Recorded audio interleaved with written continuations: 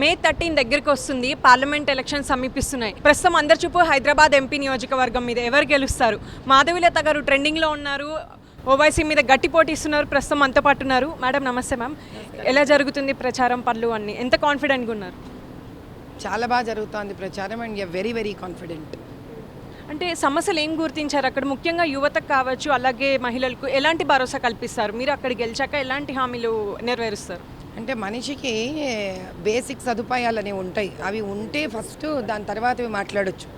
కానీ ఇక్కడ ఉన్న సమస్య ఏంటంటే 40 ఏళ్ల నుంచి అది ఎంత వెనకబడిపోయిందంటే, యువత గురించి మాట్లాడాలి అని అంటే ఫస్ట్ అందులో భోజనం ఉండాలి, తల మీద ఒక నీడ ఉండాలి, నీళ్లు రావాలి, డ్రైనేజ్ సరిగ్గా ఉండాలి, రోడ్లు సరిగ్గా ఉండాలి, ప్రాథమిక విద్య సరిగ్గా ఉండాలి, అక్కడ యూనివర్సిటీలు ఉండాలి. ఇవి ఏవీ లేవు అక్కడ. యువత ఉద్యోగాల దాకా వెళ్ళిపోయాం మనం. అంటే 70 ఏళ్ళు 80 ఏళ్ళు వెనక ఎలా ఉండిందో భారతదేశం అంతకన్నా భయంకరంగా ఉంది ఈ పరిస్థితి. ఇక్కడ 2500 చెత్త కుండీలు పైగా ఉన్నాయి అక్కడ. ఆటో డ్రైవర్లు 95% అందరూ ఆటో డ్రైవర్లే అక్కడ. సో కాబట్టి అక్కడ ఒక యువతనే కాదు, అక్కడ ఉన్న స్త్రీలు, చదువుకోని వాళ్ళ ఆరోగ్యాలు, అక్కడ ఉండే రోడ్లు, చెత్త చెదారం, డ్రైనేజు, మంచినీళ్ళు. ఇప్పుడు ఎండాకాలం వస్తే 3 రోజులు ఒకసారి కూడా నీళ్లు రావు అక్కడ వాళ్ళకి. ఇది కాక విపరీతంగా ప్రైవేట్ స్కూల్స్, చిన్న స్కూళ్ళు ఓపెన్ చేసి పెట్టుకున్నారు. విపరీతమైన ఖర్చు ఎక్కువ. అవి వైద్య సదుపాయం కాన్స్టిట్యుయెన్సీలో ఏమీ లేదు. గవర్నమెంట్ హాస్పిటల్ ఉన్నవి చూడడానికి భయంకరంగా ఉంటాయి.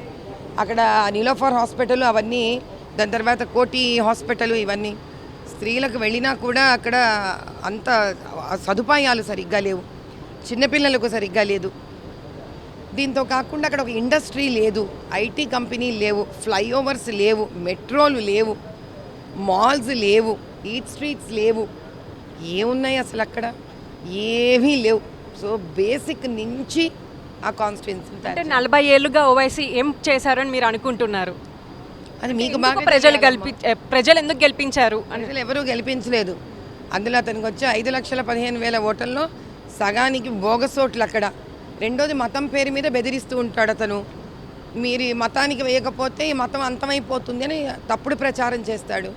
ఇప్పుడు కూడా మతం పేరు మీద ప్రచారం చేసుకుంటున్నాడు.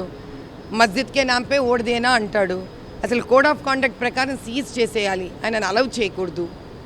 అలా జరుగుతోంది ఇక్కడ. ఇప్పుడు చూసాము, ఎంబీటీ వాళ్ళకే పడదనేవాళ్ళు ఇన్నేళ్ళు.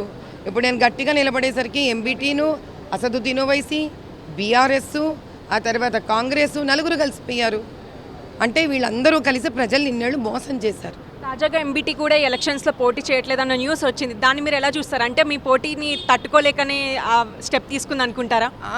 వాళ్ళు ఇన్నేళ్ళు కొట్టుకున్నామని బయటికి మాత్రమే చూపిస్తూ ఇన్నేళ్ళు వాళ్ళు లోపల బిజినెస్లు చేసుకుంటూనే ఉన్నారు. ఇప్పుడు నేను వచ్చేసరికి దెబ్బకి అది బయటపడింది అంతే. అంటే మీ హావభావాలు కూడా అందరికీ నచ్చుతున్నాయి, అలాగే దాన్ని కూడా కొంతమంది నెగిటివ్గా చేస్తున్నారు. ఎందుకు యాటిట్యూడ్ అన్నట్టు అంటున్నారు. దానికి మీరు ఏం చెప్తారు? యాటిట్యూడ్ మ్యాటర్స్ అంటారా? ఎవరు యాటిట్యూడ్ ఎవరన్నారో నాకు తెలియదు, కానీ ఏది గెలవలేని వాళ్ళు ఏం చేస్తారు, ఇలాంటివన్నీ పట్టుకొని వెళ్ళాడుతూ ఉంటారు. ఎన్ని ఓట్ల తేడాతో గెలుస్తాం అనుకుంటున్నారు? అది జూన్ 4 కూర్చొని లెక్క పెట్టాక అందరం సరదాగా విందాంలే తల్లి. మ్యామ్, చివరిగా ఏం చెప్పాలనుకుంటున్నారు మీ నియోజకవర్గ ప్రజలకు? మా నియోజకవర్గం ప్రజలకు నేను ఒకటే చెప్పదలుచుకున్నాను. ఎంబీటీ, అసదుద్దీన్ ఓవైసీ, ఏఎంఐఎం ద్వారా కాంగ్రెస్, బీఆర్ఎస్ వాళ్ళ స్వార్థాని కోసం ఇన్నేళ్ళు ప్రజల కళ్ళల్లో ఇసుక జల్లుతూ వాళ్ళు కావాల్సిన పనులు వాళ్ళు చేసుకుంటూ వెళ్ళిపోయారు. ఇప్పటికైనా అర్థం చేసుకోండి, మన కోసం నిలబడేది మోదీ గారు ఒక్కరే, మన కోసం నిలబడేది భాజపా మాత్రమే, మన కోసం నిలబడేది కమలం పువ్వు గుర్తు మాత్రమే. దేశాన్ని ముందుకు తీసుకొని వెళ్ళాలనుకున్న ఆయన ఆశయాలను మనం పూర్తి చెయ్యాలి అని అంటే ప్రజల్ని మోసం చేసే ఈ చతుష్ట 4 పార్టీలని మనం తెలుసుకోవాలి. ప్రజల వెనుక వాళ్ళు చేస్తున్న మోసాన్ని మనం తెలుసుకోవాలి. ఈసారైనా నిజాన్ని నిర్భయంగా తెలుసుకొని, కనివిప్పు చేసుకొని హైదరాబాద్ లోక్సభ పార్లమెంట్లోని ప్రతి ఒక్కళ్ళు కమలం పువ్వు గుర్తుకు వేయాల్సిందే. వేస్తేనే 40 ఏళ్లగా వెనకబడిన ఈ కాన్స్టిట్యుయెన్సీ అభివృద్ధి వైపు ఒక మంచి అడుగు వేయడానికి ప్రారంభం అవుతుంది. ఈ ప్రారంభాన్ని మీరు మాత్రమే చేయాలి. లేదా వీళ్ళు ఇలాగే కలిసి దీన్ని ఇంకా మనుషుల రక్తం కూడా పిండి పిప్పి తీసుకొని తినేసి వీళ్ళ భవంతులను తయారు చేసుకుంటారు. ఓవైసీకి ఏం చెప్పాలనుకుంటున్నారు? అంటే మీ మీద ఇదే ఓవైసీకి మళ్ళీ ఓవైసీకి వేరే టైం వేస్ట్. ఓవైసీకి అని చెప్పి కూడా టైం వేస్ట్.